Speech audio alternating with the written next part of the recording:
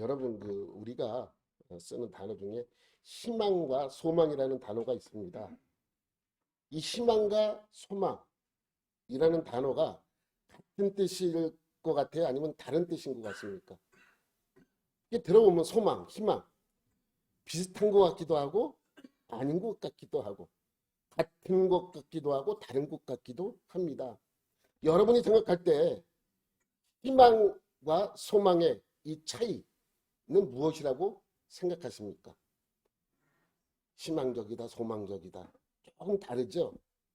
어느 목사님께서 요거를 설교집에 구분시켜 놓은 내용을 제가 봤습니다. 대충 이런 뜻이에요. 희망과 소망의 차이는 희망이 자기 중심적 미래상이라면 소망은 우리 모두의 미래상이다.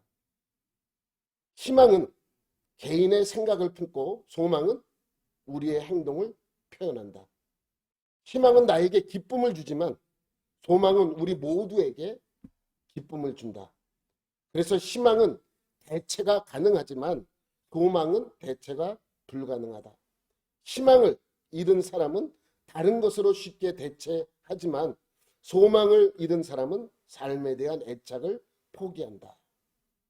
그것은 인생 목적의 근원이 바로 소망에 있기 때문이다. 이렇게 말씀해 놨더라고요. 무슨 말인지 하나도 모르겠어요. 여러분은 이 이야기를 들을 때 소망과 희망의 차이를 아시겠습니까? 그래서 제가 고민을 했습니다. 쉽게 이해하는 방법이 뭐가 있을까? 고민하다가 좀 유치한 이야기지만 제가 지어낸 얘기예요. 좀 유치한 얘기지만 쉽게 이해되기 때문에 여러분에게 이렇게 표현을 하겠습니다. 어떠한 학생이 지방에서 넉넉하지 못한 그냥 평범한 가정의 아들로 지내고 있다가 공부를 꽤 했기 때문에 서울에 있는 대학을 붙으면서 서울로 유학을 오게 됩니다.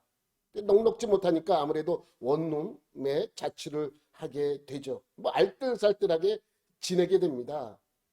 그 어느 날 공부를 마치고 집에를 오게 되는데 피곤하고 많이 배가 고픕니다. 그날따라 통닭 생각이 간절한 거예요. 통닭 생각이. 그런데 가지고 있는 돈을 통닭을 사 먹기 위해서 주머니를 뒤져서 돈을 꺼내봤더니 통닭 살 돈에 미치지 못하는 거예요.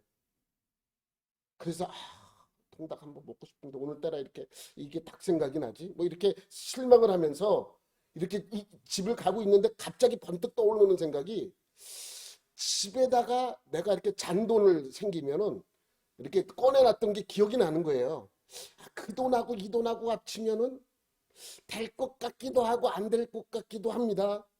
그러면서 아마 그 돈이면 통닭 한 마리 정도는 살 수 있겠지 라고 생각을 합니다. 무엇이 생겼어요? 희망이 생긴 거예요. 희망. 예? 이게 희망이에요. 그죠? 이게 희망입니다. 내가 그 돈까지 합치면 먹을 수도 있겠지 라고 희망이 생긴 것입니다. 이게 희망이에요. 희망이라는 것은 사 먹을 수도 있고 못 사 먹을 수도 있고 될 수도 있고 안 될 수도 있고 이게 희망이에요. 안 될 수도 있지만은 되면 좋겠다라는 그러한 생각을 갖고 있는 것이 희망이죠.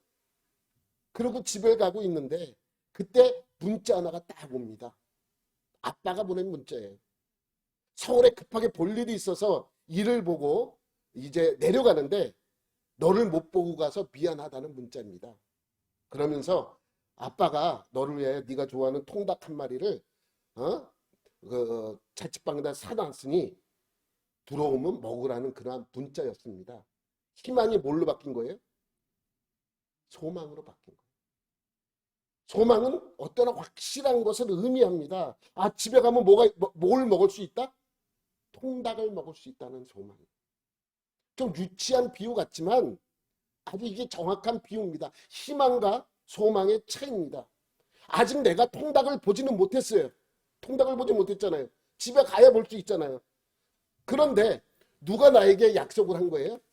아버지가 약속을 한 거예요. 그래서 집에 가면 아버지가 약속한 통닭은 반드시 있을 것이라는 소망을 갖고 집에를 가는 것입니다. 이것이 희망과 소망의 차이입니다. 적어도 이렇게 설명을 해야지 쉽게 이해가 되지. 그잖아요. 그 희망적이다, 소망적이다는 다릅니다. 여러분, 쉽게 말하자면 이겁니다. 희망은 보장이 없어요. 보장이 없는 거예요. 그냥 희망이에요. 희망사항이에요. 그렇게 됐으면 좋겠다.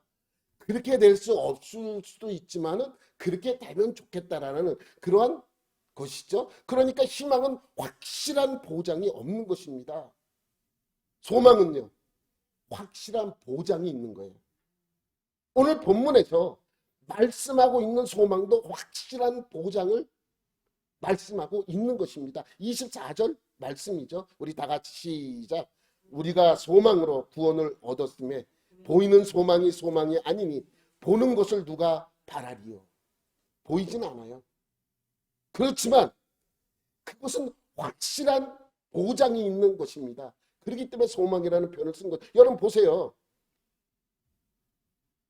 우리가 성경에 보면 많은 내용들이 우리가 구원을 받는 것은 뭐로 구원을 받아요?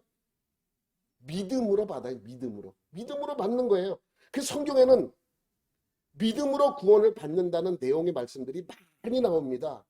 대표적으로 두 개만 우리가 보겠는데 에베소 바울이 쓴 에베소서에 보면 이렇게 말씀하고 있습니다. 너희는 그 은혜에 의하여 믿음으로 말미암아 구원을 받았으니. 그러니까 구원은 믿음으로 말미암아 얻는 것이죠. 근데 베드로는 뭐라고 베드로 전서 1장에 말씀하고 있냐면 넘겨봐봐요. 베드로 전서 1장 5절에 보면 너희는 말세에 나타내기를 예비하신 구원을 얻기 위하여 믿음으로 말미암아. 그러니까 믿음으로 말미암아 구원을 얻는 것이라고 성경에는 많은 부분에서 말씀하고 있는데 오늘 보면 다시 한 장 넘기면 뭐로 구원을 받는데요? 소망으로 구원을 받는데요. 전혀 다른 이야기입니다. 전혀 다른 이야기처럼 느껴지기도 합니다. 그런데 왜 여기서 믿음이 아닌 소망으로 구원을 얻는다는 표현을 했냐 하면 이유가 있습니다. 구원의 확실한 보장을 설명하기 위해서입니다. 이건 확실한 거예요. 그래서 소망이라는 표현을 쓰게 된 것이죠. 우리의 믿음이 확실한 보장이 없기 때문에 소망이라는 단어를 쓴 것이 아니고 좀 더 확실하게 하기 위하여 소망이라는 단어를 쓰고 있습니다. 그러니까 믿음의 결과는 소망이기 때문입니다. 우리가 믿어요. 믿는데 믿는다는 것 자체가 추상적일 수가 있잖아요. 나는 뭐가 되기를 나는 뭐가 될 수 있어. 확실한 믿음이 있어. 라고 하는 것은 어떠한 확실성에 있어서 보장성에 있어서 좀 떨어집니다. 그러나 소망이라는 단어를 쓴다는 것은 확실하다는 것이죠. 확실하지만 아직 보지 못한 상태를 믿는 것을 말하고 있습니다. 보지 못했지만 확실한 것이 소망입니다. 그러니까 아버지가 사다 놓은 것이 확실합니다. 왜 확실합니까? 왜 확실하다고 생각해요? 내가 보지 못했을지라도 아버지가 나에게 직접 문자를 했기 때문입니다. 친구가 옆에서 이렇게 얘기합니다. 야, 아버지가 장난친 거야. 야, 넌 그거를 아빠 그 지방에서 어떻게 여기까지 오셔서 겨우 통닭 한 마디나 사주고 갔을까? 아이, 그 얘기 그냥 농담하신 거야. 이렇게 얘기해도 믿지 못해요. 그 친구의 말은 믿지 못해요. 아버지가 사다 놓은 것이 확실하다는 것은 우리가 믿는 거예요. 이것이 소망이에요.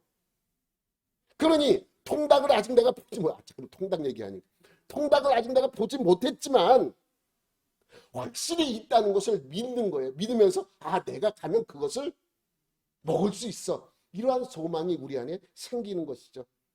언제 볼 수 있어요? 집에 도착해야 볼 수 있습니다. 언제 먹을 수 있습니까? 집에 도착해야 먹을 수 있습니다. 비슷합니다.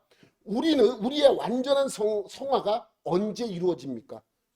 죽은 뒤에입니다. 우리의 완전한 구원이 언제 이루어집니까? 죽은 뒤에 일어납니다. 그러니 우리가 죽은 뒤에 완전한 성화가 이루어지고 구원이 완성되어진다는 사실을 알게 됩니다. 그러니까 우리가 지금 구원이 완전히 이루어지지 않았다라고 말할 수는 없어요. 그렇지만 구원의 완성은 언제 완벽하게 이루어지는가? 우리가 죽은 뒤에 이루어지는 것입니다. 내가 구원받는 것은 확실하지만 아직 완성되어진 것은 아닙니다. 아직 보지는 못했지만 완전한 구원이 올 날을 소망을 가지고 기다리라는 거예요. 소망을 가지고. 그것이 바로 25절의 말씀입니다. 시작. 만일 우리가 보지 못하는 것을 바라면 참음으로 기다릴지니라. 참음으로. 나는 구원 받았는데 왜 참으라는 거예요. 오늘도 참고 내일도 참고 그날이 올 때까지. 여러분, 지난주에 여러분에게 말씀드린 내용 기억 혹시 하세요? 피조물도 무슨 날을 기다린다 그랬어요? 그날을 기다린다 그랬어요. 피조물도 그날을 기다립니다. 그날이 무슨 날입니까? 하나님의 아들들이 완전히 회복되는 그 날입니다. 여러분 보세요. 하나님께서 인간 창조하신 이 세상의 모든 피조물들을 누구에게 맡겼습니까? 인간에게 맡겼습니다. 그런데 인간이 죄를 범함으로 아무 상관도 없잖아요. 다른 피조물들이 저주를 받게 됩니다. 저주받은 이유는 뭐예요? 임시 주인인 인간이 죄를 범했기 때문입니다. 죄는 인간이 범했는데 인간이 물론 저주도 받지만 이 인간 속에 임시로 소속되어 있는 이 땅도, 이 피조물들도, 다른 피조물도 저주를 받았다고 말씀을 드렸습니다. 그것이 바로 창세기 3장 17절 말씀이죠. 네가 먹지 말라는 그 나무 열매를 먹었으므로 땅은 너로 말미암아, 아담과 하와로 말미암아 저주를 받고. 아니, 죄는 인간이 졌는데 저주는 피조물들이 받았단 말이죠. 이제 그들도, 피조물들도 그런 저주에서 해방되기를 원하는 거예요. 땅이 인간 때문에 저주를 받았으니 그 저주에서 해방되기를 원하는 것입니다. 그래서 피조물들이 기다리는 것은 그 저주에서 해방될 날을 기다리고 있습니다. 그것이 8장 21절 지난주에 본 말씀이죠. 시작. 그 바라는 것은 피조물도 썩어짐에 종로로 탄 데서 해방되어 하나님의 자녀들의 영광의 자유에 이르는 것이니라. 피조물들도 썩어짐에 종로로 탄 데서 해방돼요. 저주에서 해방돼요. 피조물들이 저주에서 해방될 수 있는 방법은 하나님의 자녀들이 원래의 자리로 돌아가는 것입니다. 그래서 하나님의 자녀들의 영광의 자유에 이르는 것이니라라고 설명하고 있습니다. 그러니 피조물들이 저주에서 해방되기 위해서는 무슨 일이 일어나야 돼요? 임시 주인인 인간의 죄를 용서받고 원래의 자리로 돌아가는 그러한 자유를 누려야 피조물들도 뭐가 된다는 거예요? 그 날을 기다리고 저주에서 풀릴 수 있다라고 설명하고 있습니다. 그래서 피조물들도 죄 없는 인간의 모습으로, 하나님의 아들된 모습으로 우리 모든 사람들이 돌아오기를 원하는 것입니다. 그것이 바로 19절 말씀이에요. 피조물이 고대하는 바는 하나님의 아들, 예수님이 아니에요. 하나님의 아들들이 나타나는 것이니, 원래 그 자리에 있었던 그 아들들이 나타나는 것입니다. 죄악된 우리가 아니고 회복된 인간의 모습으로 돌아오는 것이 다른 피조물들도 그렇게 원하는 것이라는 말씀을 하고 있죠. 그래서 그 피조물들도 그러한 날이 올 수 있도록 지금 뭐예요? 지금의 이 힘들고 어려운 고난스러운 일을 견디고 있는 것이, 이것이 소망이라는 것입니다. 네? 그런 소망을 가지고 피조물들도 지금의 고난을 견뎌내고 있다라고 설명을 하고 있었습니다. 그러니까 피조물이 소망을 가지고 지금의 상황을 견뎌내듯이 우리들도 소망을 가지라고 말씀하고 있습니다. 그 소망이 어떠한 소망입니까? 통닭 먹는 거 말고요. 우리의 죄가 용서받는 것과 하나님의 자녀된 소망입니다. 너희 죄가 용서받았어. 넌 하나님의 자녀로 원래의 신분대로 돌아왔어. 이것이 우리가 갖고 있는 소망이죠. 그것이 그것을 기다리고 그것을 소망한다고 말씀하고 있습니다. 23절 말씀 우리 다 같이 시작. 그뿐 아니라 또한 우리 곧 성령의 처음 익은 열매를 받은 우리까지도 속으로 탄식하며 양자될 것 곧 우리 몸의 속량을 기다리느니라. 그러니까 양자들 하나님의 자녀된 것과 우리 몸의 속량, 죄가 용서받는 것을 기다립니다. 누가? 우리가 기다리는 거예요. 우리가 그것을 소망하면서 기다리는 거예요. 잠깐만 통닭 얘기해서 통닭을 먹을 때까지 아버지의 문자를 받고 통닭을 먹을 때까지 뭐예요? 내가 가는 동안 기다려야 돼요. 가는 동안 기다리는 거예요. 가만히 앉아서 기다리는 것이 아니라 가는 동안 기다리는 것처럼 우리가 하나님의 자녀가 됐고 우리의 몸이 용서받았는데 완전히 그렇게 될 때까지 우리가 그것을 기다리고 있는 것입니다. 그것을 말씀하고 있는 것이죠. 그래서 우리의 죄가 용서받는 것과 우리가 하나님의 자녀 된 것을 누가 증거해 주는 거예요? 성령님이 증거해 줘요. 성령님이 그것을 계속해서 증거하고 있습니다. 보세요.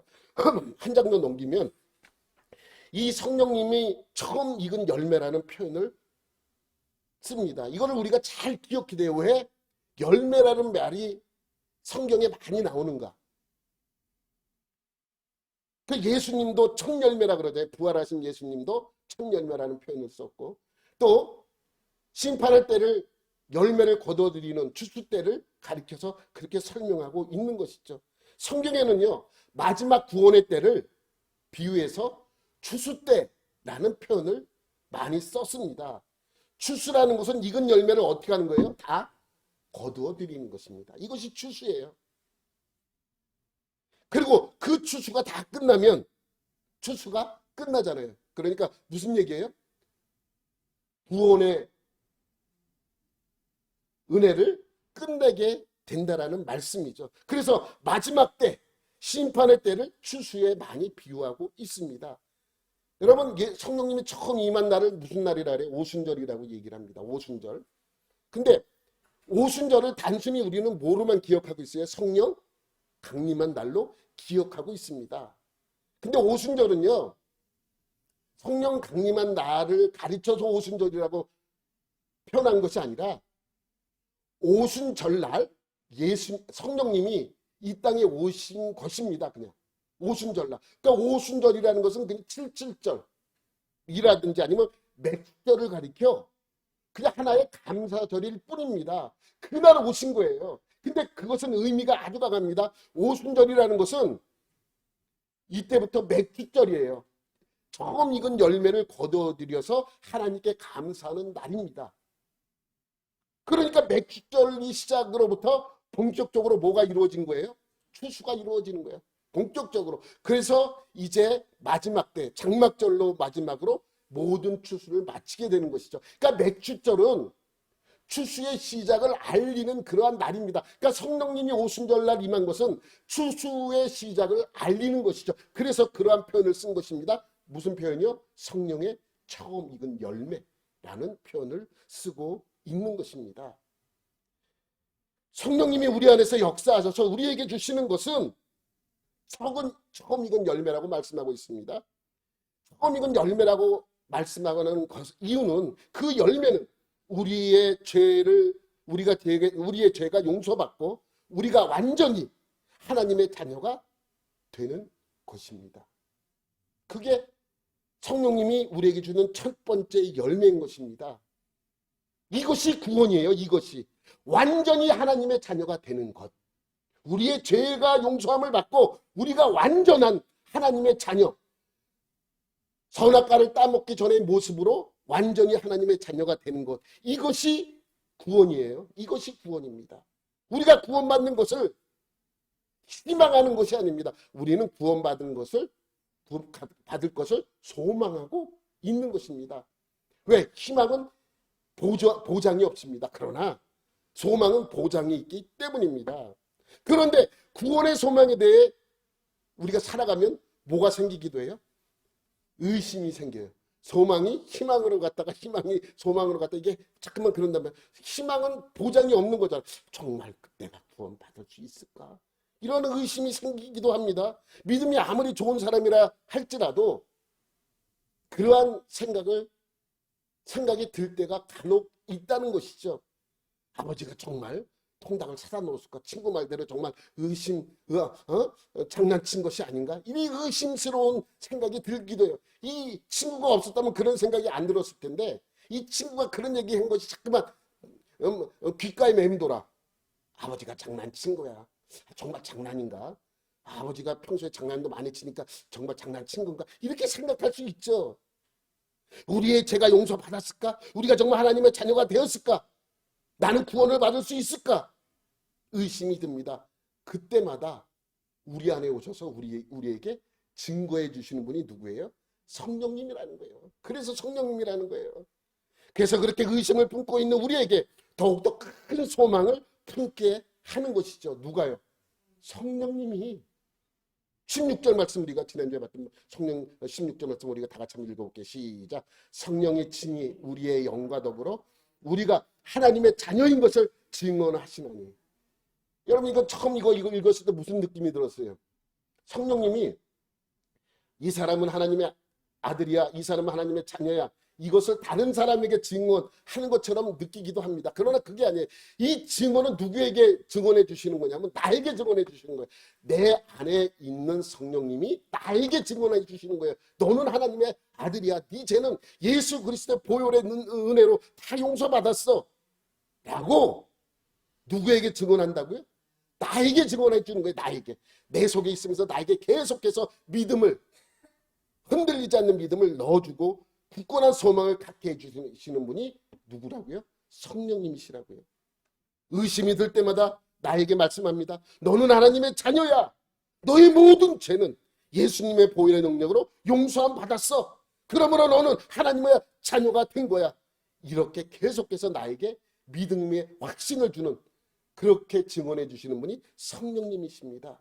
왜? 우리는 연약한 인간이기 때문에 그래요. 그리고 우리에게 계속해서 마귀라는 놈은 야 장난이야, 통닭 안 사잖아, 이렇게 계속해서 우리에게 너 같은 놈이 어떻게 구원받을 수 있어, 너는 안 돼, 너 생각해봐, 너 얼마나 네가 더러운 놈인지 네가 알지, 계속해서 의심스럽게 만드는 것입니다. 여러분 보세요. 기도 많이 한 날, 일 같은 날이라든지 아니면 기도원에 가서 은혜 받고 온 날이라든지 이러한 날은 왠지 어깨에 뭐가 생겨요? 힘이 생겨요. 야, 내가 구원받았어, 하나님의 자녀, 이렇게 하다가도 어디 가서 실수로 죄를이라도 하나 범하면 또 죄를 범했네. 어깨가 축 처지죠. 의심스러운 거야. 하나님 정말 내가 구원받았습니까? 그럼 믿음이 약간 이리 갔다가 저리 갔다가 흔들리는 것이죠. 그럴 수밖에 없습니다. 왜? 우리는 인간이기 때문에 그렇습니다. 여러분 생각해 보세요. 예수님이 제자들에게 묻습니다. 사람들이 나를 누구로 하느냐라고 했더니 제자들이 뭐라고 얘기해요? 엘리야라고도 합니다. 세례 요한이라고도 합니다. 아니면 선지자 중에 한 명이라고 이렇게 이야기를 합니다. 그러니까 이렇게 쭉 들어요. 아, 사람들이 그렇게 얘기를 하는구나. 그래서 예수님께서 또 질문합니다. 그러면 너희는 나를 누구라 하느냐? 누구 같냐? 너희는 나를 볼 때 내가 누구 같냐라고 물어보죠. 그랬더니 베드로가 얘기합니다. 주는 그리스도시요 구원자시요 하나님의 아들입니다. 이 신앙 고백을 한 거예요.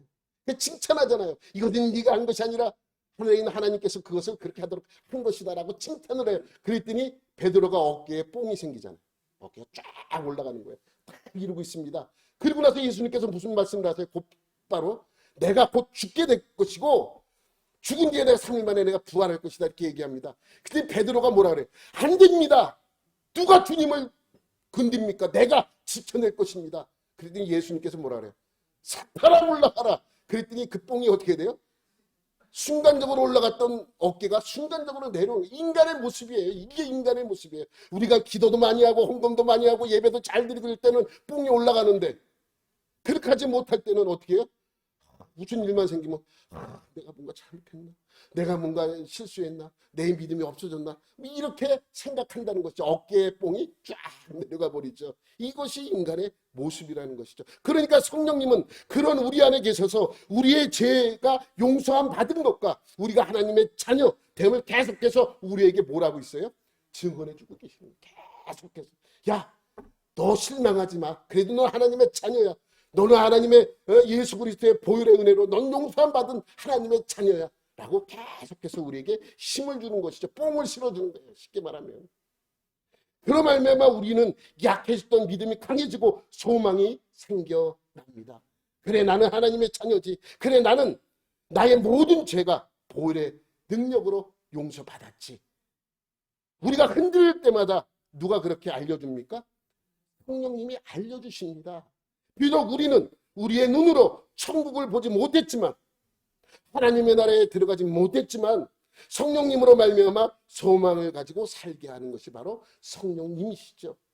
그래서 도우시는 성령, 우리를 계속해서 도와주시는 거예요. 26절 말씀 보도록 할게요. 시작. 이와 같이 성령도 우리의 연약함을 도우시나니 우리에게는 마땅히 기도할 바를 알지 못하나 오직 성령이 말할 수 없는 탄식으로 우리를 위하여 친히 간구하시느니라. 여러분, 이 구절에 내가 왜 파란색으로 이와 같이라고 표현해? 이와 같이가 없으면 참 좋겠는데 이와 같이가 있어요. 이와 같이가 26절에 이와 같이라고 얘기하면 무슨 뭘 말하는 거예요? 25절, 24절 앞구절을 이야기하는 것이죠. 앞구절을 이야기하는 거야. 앞구절에 이러한 것 같이. 그래서 24절, 25절 우리가 한번 보도록 하겠습니다. 시작. 우리가 소망으로 구원을 얻었음에 보이는 소망이 소망이 아니니 보는 것을 누가 바라리요. 만일 우리가 보지 못하는 것을 바라면 참음으로 기다릴지니라. 계속해서 그렇게 아까 내가 설명한 그 내용이죠. 그러면서 26절 넘어가 봐요. 26절 넘어가니까 이와 같이 성령도 우리의 연약함을 도우시나니. 우리가 기다리면서 그러한 흔들리는 믿음 속에서 어렵게 신앙을 유지하고 또 쓰러지기 직전까지 가더라도 이와 같이 이러한 약함이 있더라도 성령도 우리의 연약함을 도우신다라고 말씀하고 있습니다. 성령님이 하시는 일을 정확하게 말씀해주고 있습니다. 여러분, 우리는 구원을 받았습니다. 하지만 예수 그리스도로 말미암아 구원을 받은 것으로 다 끝난 것이 아닙니다. 아까도 얘기했지만 우리의 현재적으로도 구원을 받아야 하며 미래의 구원을 완성해 나가야 합니다. 그래서 우리는 구원을 완성해가는 과정 속에 있는 것입니다. 그런 과정 속에서 믿음이 약해질 때 성령님은 계속해서 나를 도와주시고 계시는 거예요. 그래서 이와 같이 성령도 우리의 연약, 한 장 더 넘겨봐봐요. 한 장 더 넘겨봐요. 이와 같이 성령도 우리의 연약함을 도우시나니 우리는 마땅히 기도할 바를 알지 못하나 오직 성령이 말할 수 없는 탄식으로 우리를 위하여 친히 간구하시느니라. 여러분, 누가 탄식을 해요? 성령님이 탄식하는. 탄식이라는 말이 뭐예요? 아이고 안타깝다 이런 거죠. 아유, 저렇게 되면 안 되는데 아주 그 간절한 그 마음이죠. 근데 누가 그렇게 한다는 거예요? 성령도 말할 수 없는 탄식으로 우리를 위하여 친히 간구하시느니라. 성령님이 간구를 하죠. 근데 성령님이 탄식하는데 이 앞구절에 보면 여러분이 봤을지 모르지만 기억하고 있을지 모르지만 탄식하는 게 두 가지가 더 나와요. 기억나요? 성령님만 탄식한 게 아니에요. 누구도 탄식해요? 22절 23절 한번 볼게요. 누가 탄식해요? 피조물이 다 이제까지 함께 탄식하며. 피조물이 탄식해요. 그리고 말고 또 밑에 보면 우리까지도 속으로 탄식한. 우리도 탄식한대요. 그러니까 탄식하는 거는 성령님만 탄식하는 것이 아니고 피조물도 탄식하고 우리들도 예수 믿는 우리도 탄식한다고 말씀하고 있습니다. 피조물이 탄식하는 이유는 뭐예요? 저주받은 데서 고통으로 탄식하는 것입니다. 저주받았잖아요. 내 잘못도 아닌데 왜 내가 이걸 해야 돼? 내 잘못도 아닌데 탄식하는 거예요. 피조물도 다 이제까지 함께 탄식하며 함께 고통을 겪고 있는 것을 우리가 아느니라. 우리가 그걸 아는 거예요. 피조물들도 우리 때문에 그렇게 됐다는 걸 알아요. 그러니까 우리는 이 피조물에게 다른 이 모든 땅에 있는 것들한테 미안해해야 돼요. 그렇잖아요. 근데 우리들도 탄식한대요.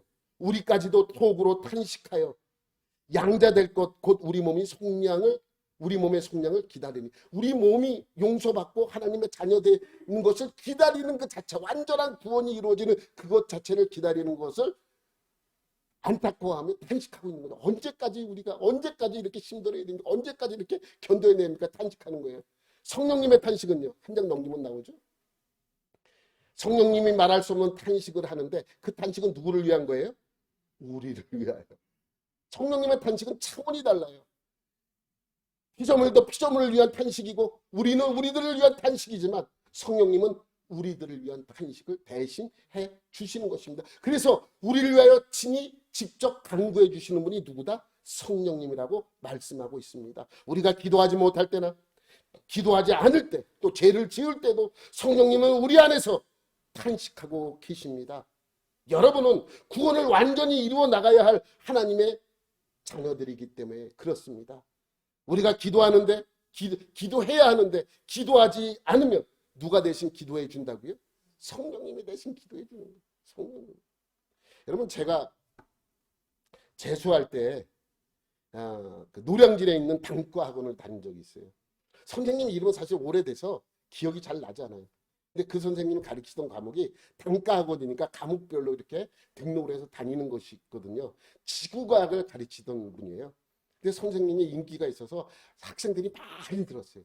잘 가르친다고 소문이 나니까 아주 뭐 전국에서 다 몰려와서 거기서 그 지구과학을 들었습니다. 근데 그 선생님이 아주 믿음이 좋았어요. 근데 얼마나 믿음이 좋았냐면 교회를 아무리 다닌다 그래도 단과학원인데, 종합반도 아니고 단과학원인데, 단과학원 상대로 학생들 상대로 일주일에 한 번씩 예배와 기도회를 인도를 해요. 그래서 학생들이 제일 안 할 점심 때 막 지나서 그 시간대는 많은 그 수업이 없는 그런 시간이거든요. 그래서 그때 광고를 붙였어요. 기도하고 싶은 학생들, 예배드리고 싶은 학생들 메토실로 오라.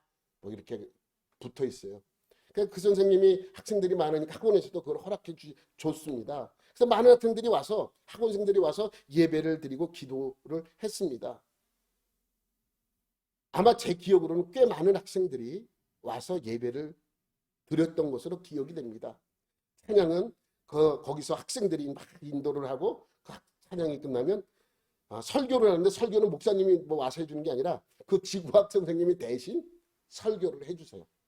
특별히 누구를 모실 수 없는, 뭐 그때 사정은 제가 모르니까. 근데 그 선생님이 꽤 은혜스럽게 말씀을 잘 전했던 거로 기억이 됩니다. 근데 그 설교 중에는 본인 간증을 많이 하셨어요. 아무래도 이제 신학을 하신 분이 아니기 때문에 간증 위주로 설교를 많이 하셨던 것 같아요.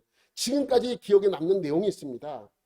자기가 믿음 생활을 시작하고 얼마 지나지 않아서 기도의 중요성을 깨달았다고 합니다. 그래서 그때부터 시간을 정해놓고 기도를 합니다. 그 시간에는 될 수 있는 대로 기도 외에는 하지 않는 걸로. 그래서 기도 시간을 정해놓고 기도를 했다고 합니다. 그리고 그 시간에는 다른 것을 안 하고 기도하도록 노력했다고 합니다. 그렇게 기도를 하게 되니 많은 응답도 받고, 또 소문이 나니까 주변에서 또 교회에서 많은 사람들이 이분한테 기도 요청을 했다고 합니다. 그러니까 그 기도 요청하는 대로 기도하면 기도가 많이 이루어지니까, 소문이 나니까 많은 사람들이 기도를 요청했다고 해요.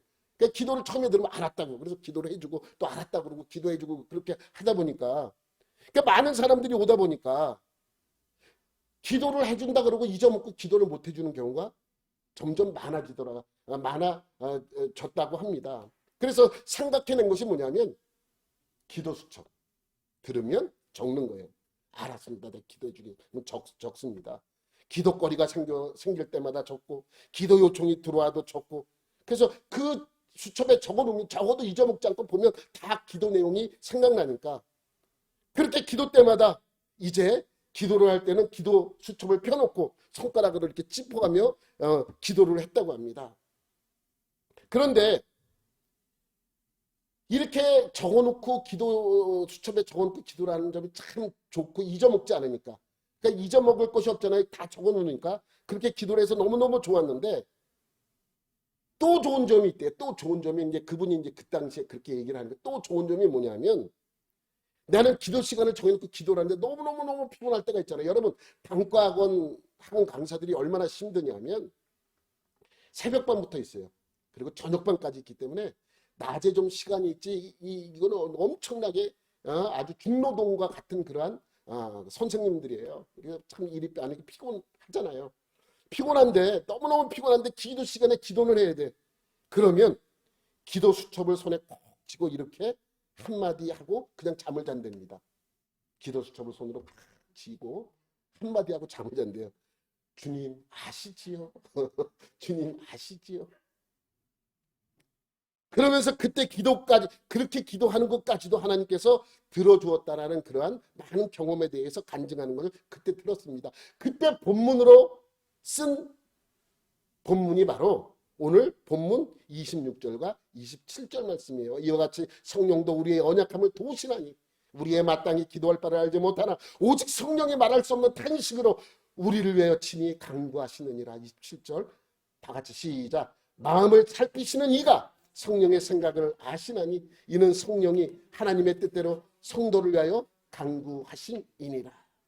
여러분이 기도하지 않으면 성령님이 나를 위하여 탄식하며 중보 기도를 하십니다. 얼마나 감사합니까? 우리가 기도하지 못할 때에도 쉬지 않고 우리를 위하여 늘 중보 기도를 하시는 분이 바로 성령님이십니다. 여러분 중보 기도라는 것이 뭐예요?